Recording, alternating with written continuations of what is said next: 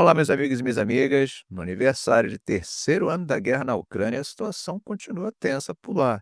E o final de semana foi marcado pelo maior ataque de drones desde o início da guerra. Zelensky afirmou que a Rússia lançou 267 drones kamikaze contra a Ucrânia em um único ataque. Só para dar uma ideia da escala disso, é praticamente o dobro do que costuma ser usado nessas ações. Segundo a Força Aérea Ucraniana, 138 desses drones foram abatidos e outros 119 perderam o sinal depois de serem alvos de guerra eletrônica.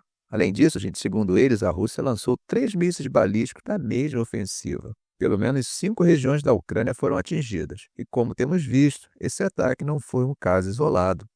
Ao longo da última semana, quase 1.150 drones de ataque, mais de 1.400 bombas aéreas guiadas e 35 mísseis teriam sido lançados pela Rússia contra a Ucrânia. O padrão tem sido esse: ataques noturnos massivos tentando esgotar as defesas aéreas ucranianas.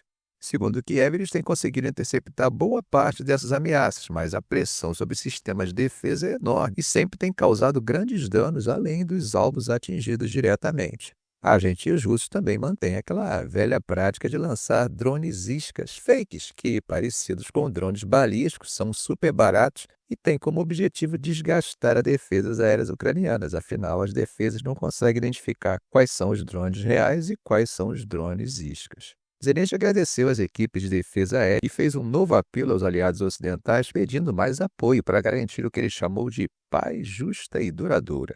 Ele ainda disse que isso só vai acontecer se houver unidade entre os parceiros da Ucrânia, mencionando especificamente a Europa e os Estados Unidos. Mas os russos também sofreram com ataques ucranianos, tá? Durante a madrugada, Kiev atacou a refinaria de Ryazan, uma das maiores da Rússia. Segundo Andriy Kovalenko, que faz parte do Conselho de Segurança e Defesa da Ucrânia, essa refinaria é responsável por produzir combustível para a aviação militar russa na linha de frente. Esse já teria sido o terceiro ataque ucraniano contra a instalação só nesse ano. Do lado russo, o governador da região de Ryazan, Pavel Malkov, confirmou que houve um incêndio dentro da refinaria, dizendo que foi causado por destroços de drones abatidos pelas defesas russas. O Ministério da Defesa da Rússia afirmou que interceptou 22 drones ucranianos durante a madrugada, incluindo 2 sobre a região de Ryazan. Agora, mudando para a linha de frente, os combates continuam intensos em vários pontos. No Nordeste, perto de Siversk, as forças russas avançaram sobre Bilohorivka e uma pedreira ao sul da cidade. Imagens geolocalizadas confirmam esse avanço e um blogueiro russo acreditou a conquista à 7ª Brigada de Fuzileiros Motorizados. Em Toretsk, os russos atacaram tanto a cidade quanto as posições ao norte, mas também houve movimentação ucraniana. Dados geolocalizados mostram que as tropas de Kiev conseguiram recuperar pequenas posições no oeste de Toretsk. Já na região de Pokrovsk, os russos intensificaram os ataques em várias direções: nordeste, leste, sudeste e sudoeste. O Ministério da Defesa russo chegou a anunciar a captura de Novoandrivka, mas parece que esse anúncio foi tardio, pois em análises das imagens geolocalizadas, esse controle, que não havia sido anunciado pelos russos, já havia acontecido desde o início do mês de fevereiro. Além disso, imagens mostram que os russos avançaram em Nadivka, a sudeste de Pokrovsk. Ainda na mesma região, um vice-comandante ucraniano relatou que os russos aumentaram o uso de drones, inclusive com equipamento de fibra ótica para reconhecimento. No setor de Velika Novozilka, os russos também registraram avanços. Ataques foram registrados ao norte, noroeste e oeste da cidade. Um ataque mecanizado em larga escala garantiu o controle do terreno para as tropas russas nos campos ao sudeste de Dniproperovsk. Bom, essa realidade no campo de batalha das cidades ucranianas convive com as incertezas se o país vai ainda poder contar com Washington, que até agora tem sido seu maior aliado. As tropas ucranianas, já exaustas, seguem tentando segurar o avanço russo, mas a falta de previsibilidade sobre o apoio militar externo complica ainda mais a situação. Como vimos na última semana, Trump atacou Zelensky chamando ele de ditador impopular e dizendo que ele precisa fechar um acordo de paz rápido ou perder o país. Zelensky respondeu que o ex-presidente vive numa bolha de desinformação. Mas além dessa troca de farpas, o que realmente chamou a atenção foi uma mudança na postura de Washington. E como vimos, representantes dos Estados Unidos abriram negociações diretas com os russos na Arábia Saudita, sem convidar Kiev nem os europeus. E mais, os Estados Unidos deixaram claro que não vão enviar tropas para garantir a segurança da Ucrânia em um possível acordo de paz. Isso significa que a responsabilidade vai acabar caindo sobre os europeus que, sem o apoio de Washington, teriam grandes dificuldades para sustentar a defesa ucraniana a longo prazo. Diante desse cenário todo, Zelensky vem intensificando contatos com líderes europeus, tentando reforçar alianças e pressionar por mais apoio. Desde sexta-feira, ele já fez mais de uma dúzia de ligações com chefes de estados europeus, claro, buscando um caminho alternativo, né? Enquanto tudo isso acontece, os líderes estrangeiros estão começando a chegar a Kiev para marcar o terceiro aniversário da guerra, incluindo aí Ursula von der Leyen, Antônio Costa e os primeiros ministros do Canadá, Finlândia, Dinamarca, Noruega e Suécia. Os custos humanos da guerra continuam altíssimos. Milhares de civis ucranianos morreram e mais de 6 milhões vivem como refugiados. As perdas militares são enormes dos dois lados, é claro, mas os números exatos seguem em sigilo.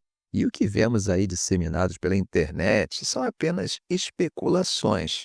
Estimativas ocidentais e russas variam bastante, mas apontam que centenas de milhares já foram mortos ou feridos. No campo de batalha, as tropas ucranianas enfrentam um inimigo, claro, numericamente superior e ainda não sabem o que esperar do apoio militar dos aliados ocidentais. E dentro das próprias forças ucranianas, o desgaste psicológico é bem visível. Evgen Kolosov, chefe médico de um ponto de estabilização da Brigada Espartana, disse que os soldados no fronte, desde o início da invasão, estão fisicamente e mentalmente esgotados, assim como os profissionais de saúde que atuam diretamente no conflito. Agora, olhando para a questão diplomática, há um consenso dentro do governo ucraniano de que é preciso manter os laços estratégicos com Washington, fortalecer as relações com a Europa e, ao mesmo tempo, buscar apoio de países como China e Índia. Pavel Klin, que foi chanceler da Ucrânia entre 2014 e 2019, disse que, apesar dos ataques verbais de Trump, ainda não vê uma crise irreversível nas relações entre Kiev e Washington. Segundo ele, tempestades não duram para sempre, mas reforçou que é importante não agravar a situação. Sobre um possível acordo de paz, Klimkin não acredita que algo concreto vá acontecer esse ano, pelo menos não nos termos desejados por Kiev. No entanto, ele acha possível que algumas bases para um cessar-fogo sejam estabelecidas. No meio dessas negociações, um ponto de atrito é um possível acordo que permitiria a exploração de recursos minerais ucranianos pelos Estados Unidos. E aí nós já vimos que Trump quer que a Ucrânia conceda acesso a esses recursos em troca da continuidade do apoio de Washington. Poderia acabar gerando um retorno de centenas de bilhões de dólares. Zelensky rejeitou um rascunho inicial do acordo, alegando que não atende aos interesses ucranianos e não oferece as garantias de segurança que ele exige. Mesmo assim, Trump afirmou na sexta-feira que um acordo está próximo, mas sem dar detalhes. Outro fator de pressão, gente, é a possibilidade de Washington cortar o acesso da Ucrânia ao sistema Starlink de Elon Musk, que tem sido fundamental para as operações militares de Kiev. Esse cenário foi levantado pelos negociadores dos Estados Unidos para pressionar a Ucrânia a aceitar um acordo. Além disso, Trump tem pressionado para que a Ucrânia realize eleições mesmo em meio à guerra, o que vai ao encontro do discurso russo de que Zelensky não tem mais legitimidade no cargo. Como vocês sabem, o mandato de Zelensky deveria ter terminado em maio do ano passado, mas por causa da lei marcial, as eleições foram suspensas. Zelensky chegou a dizer que estaria disposto a deixar a presidência se isso garantisse a paz, sugerindo que poderia trocar sua saída pelo ingresso da Ucrânia na OTAN. Enquanto isso, nas Nações Unidas, Washington está tentando aprovar uma resolução para marcar o terceiro aniversário da guerra, pedindo o fim do conflito. O texto dos Estados Unidos evita mencionar a exigência da retirada das tropas russas do território ucraniano, o que acabou gerando resistência por parte da Ucrânia e de países europeus. Eles defendem uma versão alternativa que reforça a soberania ucraniana e exige uma paz justa e duradoura. A Rússia também apresentou uma proposta de emenda ao texto dos Estados Unidos, pedindo que as causas raízes do conflito sejam levadas em consideração. O Kremlin continua argumentando que a invasão foi uma resposta à expansão da OTAN que vinha acontecendo, considerada uma ameaça à segurança de Moscou. Enquanto os debates diplomáticos seguem, o próprio campo de batalha tem mostrado algumas mudanças tecnológicas importantes. O Instituto de Pesquisa Criminal de Kiev tem analisado destroços de mísseis e drones russos e descobriu que Moscou está conseguindo contornar as sanções ocidentais. Peças de fabricação japonesa, alemã e até americana continuam aparecendo nos armamentos russos. Um exemplo disso foi o novo míssil Oresnik, que Putin tem apresentado como uma inovação tecnológica capaz de superar as defesas ucranianas. Mas as análises dos destroços acabam mostrando que o míssil usa componentes antigos, alguns datados de 2016 e 2017. Segundo os ocidentais, isso reforçaria a tese de que ele não passa de uma versão melhorada de um modelo mais antigo do RS-26 Rubez. Outra preocupação para a Ucrânia é a evolução dos drones Shahed 136, que antes eram importados do Irã, mas agora estão sendo produzidos na própria Rússia. Kiev tem conseguido interceptar boa parte deles, mas os modelos mais recentes estão ficando cada vez mais rápidos, manobráveis e resistentes à guerra eletrônica. Além disso, muitos agora usam chips de celulares ucranianos e navegação via redes 4G, tornando eles mais difíceis de derrubar. Por fim, há relatos de que Moscou está tentando equipar os drones com inteligência artificial para que possam operar de forma autônoma. Resumindo, a guerra não dá sinais de desaceleração e a questão política pode pesar cada vez mais no futuro do conflito.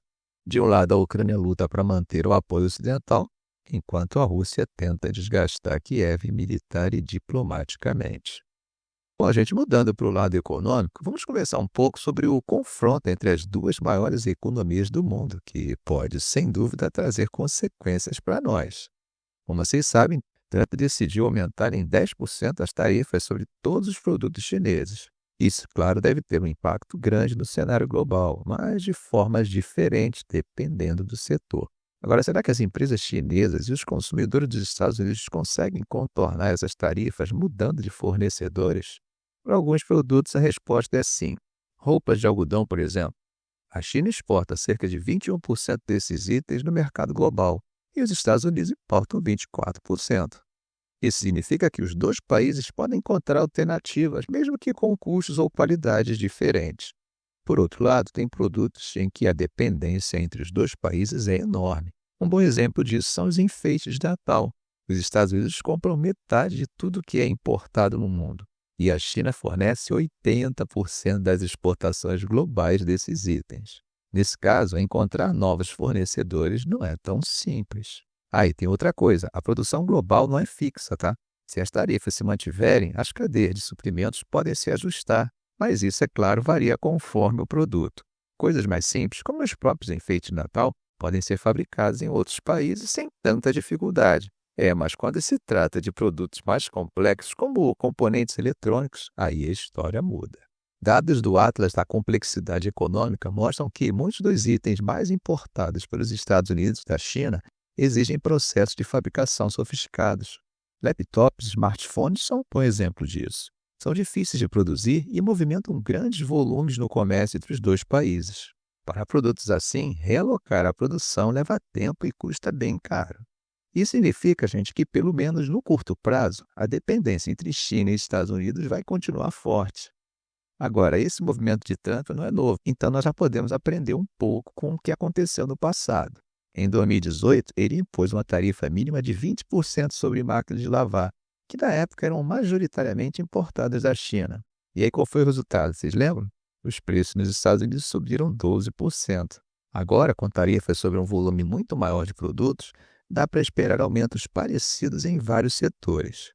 No fim das contas, o que essa nova rodada de tarifas vai fazer é reduzir o comércio entre os dois países, mas a um custo. Para os consumidores nos Estados Unidos, preços mais altos. Para a China, menos acesso ao seu maior mercado. De alguma forma, eles vão ter que acabar cedendo. Agora a questão é, quem vai ceder primeiro? Ficamos por aqui. Se esse vídeo foi útil para você, faça um comentário, compartilhe em suas redes sociais, dê um like. E é claro, se ainda não for inscrito, inscreva-se no canal e ative o sininho para não perder os próximos vídeos. Ok, gente? Um grande abraço do professor Arão Alves.